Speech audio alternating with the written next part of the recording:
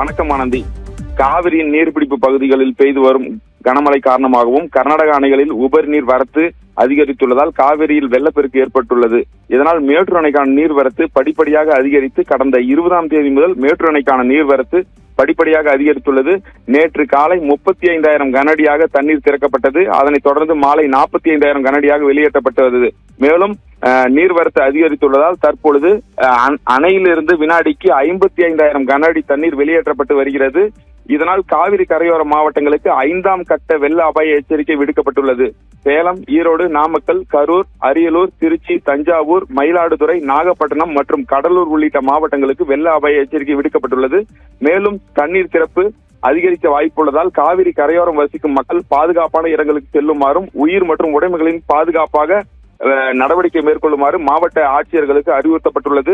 மேட்டூர் அணை உபரிநீர் கால்வாய் ஓரங்களில் உள்ள தங்கமாபுரிப்பட்டினம், அண்ணா நகர், பெரியார் நகர், தொட்டில்பட்டி பகுதிகளில் தாழ்வான இடங்களில் வசிக்கும் மக்கள் பாதுகாப்பான இடங்களுக்கு அழைத்து சென்று அவர்களை தேவையான உணவு உள்ளிட்ட அடிப்படை வசதிகளையும் வருவாய்த்துறை அதிகாரிகள் மேற்கொண்டு வருகின்றனர். தற்பொழுது ஆர்ப்பரித்து செல்லும் தண்ணீரானது 55,000 கனஅடி வெளியேற்றப்பட்டுள்ளதால் இந்த காவிரி நீரோடை பகுதிகளில் குளிக்கவும், துணி துவைக்கவும், செல்ஃபி எடுக்கவும் மாவட்ட நிர்வாகம் முழுமையாக தடை விதித்துள்ளது.